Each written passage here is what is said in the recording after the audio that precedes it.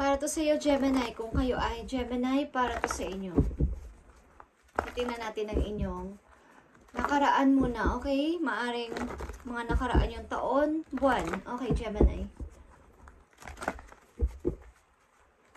Message for Gemini. Ano man ang inyong kasarian, guys, para to sa inyo.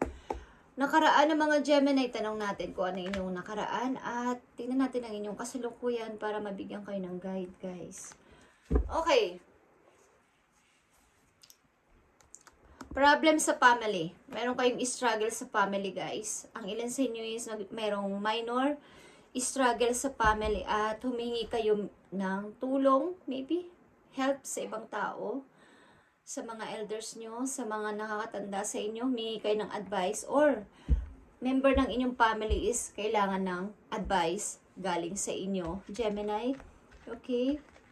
Problem ito sa family, mag-asawa, okay? Gemini, sa inyong nakaraan, recognition and reward, and balance and reverse. Okay. Or justice and reverse. Ibig sabihin, guys, bigyan mo ng attention ang inyong sarili. Or meron kayong mga nagagawa na, meron kayong mga problem na talaga namang napakahirap at kailangan nyo dati ng justice. Something na humingi kayo ng justice. Nasaan ba ang hustisya para sa amin o para sa akin? Okay. Ang dami ko nang nagawa sa alila. Marami na akong naisakripisyo. Kailangan ko bang lahat na lang ibigay sa kanila? Guys. Something, guys, na humingi kayo ng konting, parang, asan ba ang hustisya? Meron ba kayong, sa family nyo is, meron kayong ipinaglalaban? Guys, na kailangan dito is,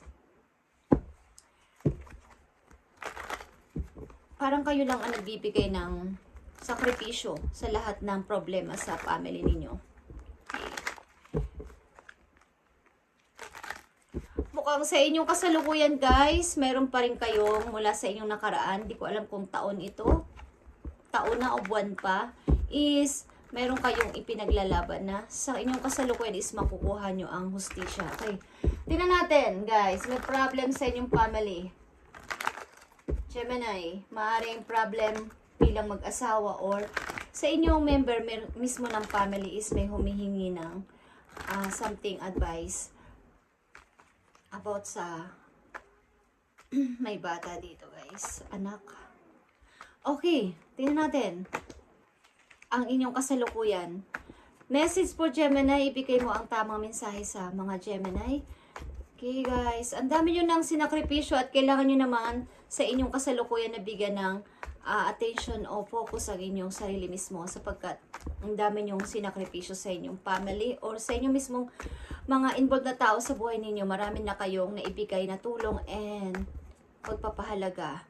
Kailangan nyo naman bigyan ng award o reward ang inyong sarili. At ang ilan sa inyo din is bibigyan ng maaaring tataas din ang inyong pasahod. Kung ito ay sa trabaho, maaaring humingi kayo ng konting pagtaas ng inyong sahod o something na kayo ay, Okay. Gemini. Tingnan natin ang inyong kasalukuyan.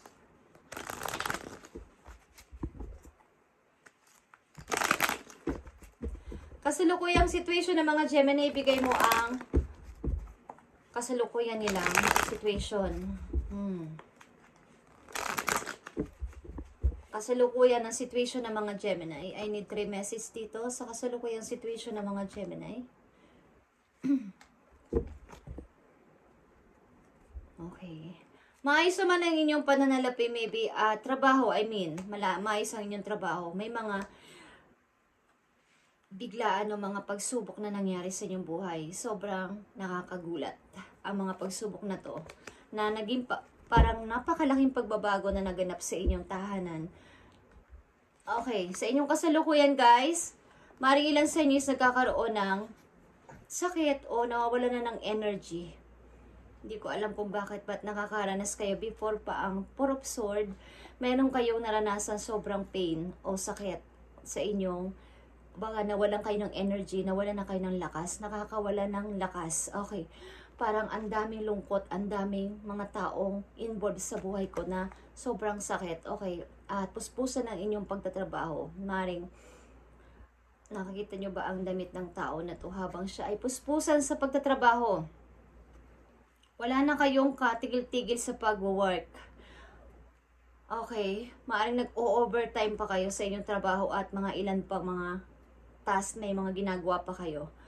At yeah, something guys, ang ilan sa inyo is want to change ng place. Sa isang place na may peace of mind kayo o magkakaroon kayo ng peace of mind kasama ang inyong mahal sa buhay, asawa man yan o anak nyo o bagong person, alin man dyan guys, is gusto nyo lumipat ng place na medyo kayo ay magkakaroon ng katahimikan.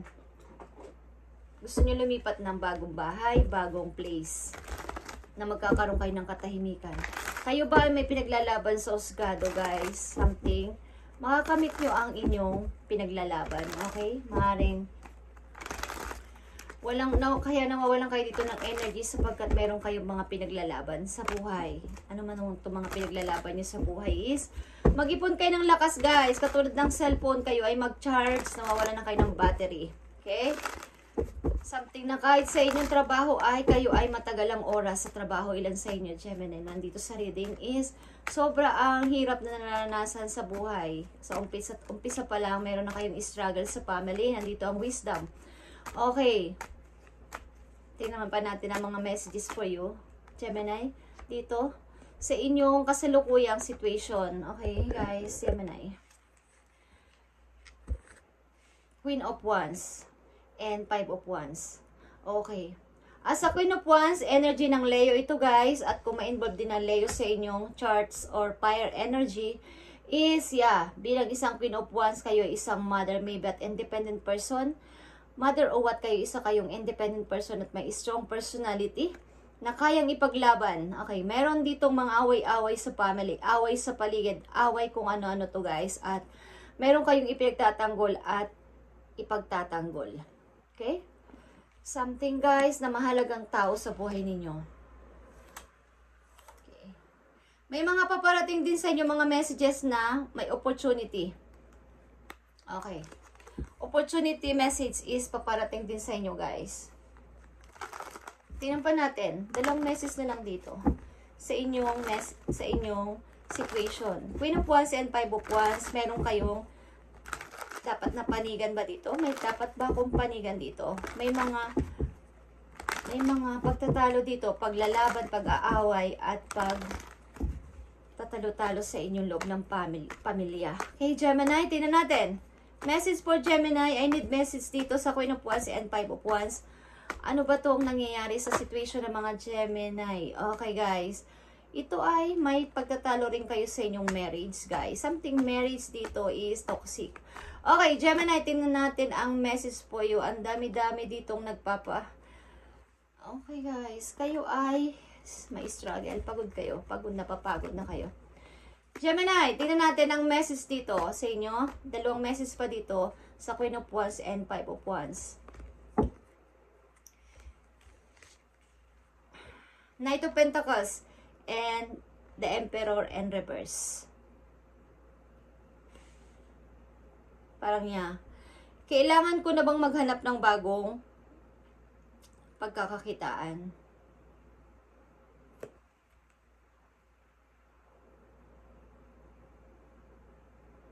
Pag kasi ito'y naka-reverse guys, ang Emperor is, ito ay Aries energy. At ito ay fatherhood figure.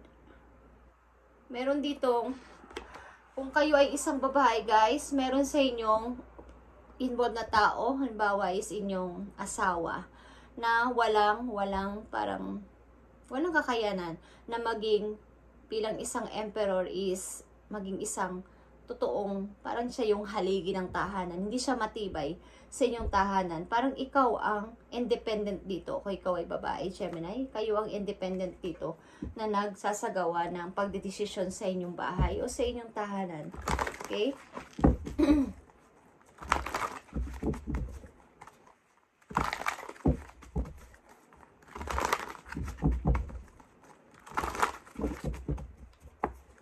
Parang ang tao dito involved sa buhay ninyo ay walang kakayanan na mag-decide kakayanang maging isang.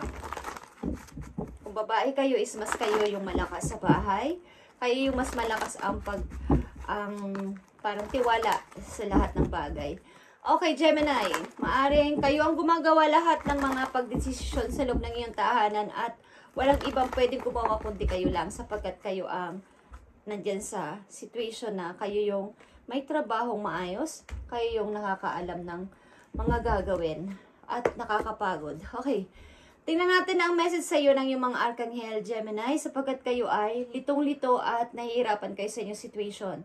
Tingnan natin ang inyong message o payo. The Moon. Okay, ito ay number 9. 18 is 9 is close. Pagko-close ng cycle ito, guys. The opportunity is to improve your plans, Gemini. Listen to your intuition for accurate guidance. Face your fears and grow stronger. Okay, mas mag-grow ka pa at iwasan mong matakot sa mga challenges at mga struggle pa na paparating o nandyan sa buhay mo sa ngayon. Kailangan mong harapin ang iyong takot. At maybe, wala kang ibang maaasahan dito kundi ang iyong sarili. Okay. Maaring marami kang opportunity na dumarating kaysa sa iyong partner o kaysa sa mga taong involved sa buhay mo. Mas ikaw yung may opportunity ngayon. At makinig ka sa iyong intuition, guys. Simula sa araw na to sapagkat para mag-accurate is makinig ka. Makinig ka sa mga kutob mo, sa mga kaba mo, at sa mga nararamdaman mo. Because, ikaw yung mas malakas sa inyong tahanan. Para ikaw ay i-guide ng iyong guidance. Okay? At harapin mo ang iyong takot at mas mag-grow ka pa, mas maging stronger ka pa. Something na ikaw ang nakikipaglaban sa anumang bagay na problem o anumang bagay na may struggle sa loob ng tahanan ninyo o sa mga involved na tao sa buhay mo. Ikaw yung nakikiharap. Ikaw yung nakikipag-usap, ikaw yung nagsasalita, ikaw yung lahat. So, nagkakaroon dito ng kawalan ka ng energy, mag-charge ka, Gemini. Nauubusan ka na ng lakas. Okay, umidlip-idlip ka naman at, tuloy-tuloy ka sa pag-work. Maring ang dami niyong oras sa trabaho. Thank you, Gemini, at i-update ko to sa mga susunod pang araw para sa inyo, guys. At sa mga Gemini na ganito ang situation dito sa reading, makukuha nyo ang justice. Kung ano man ito pinaglalaban ninyo, is something na may mga good news sa papating sa'yo at tibayan mo pa ang iyong loob. Thank you and God bless, Gemini.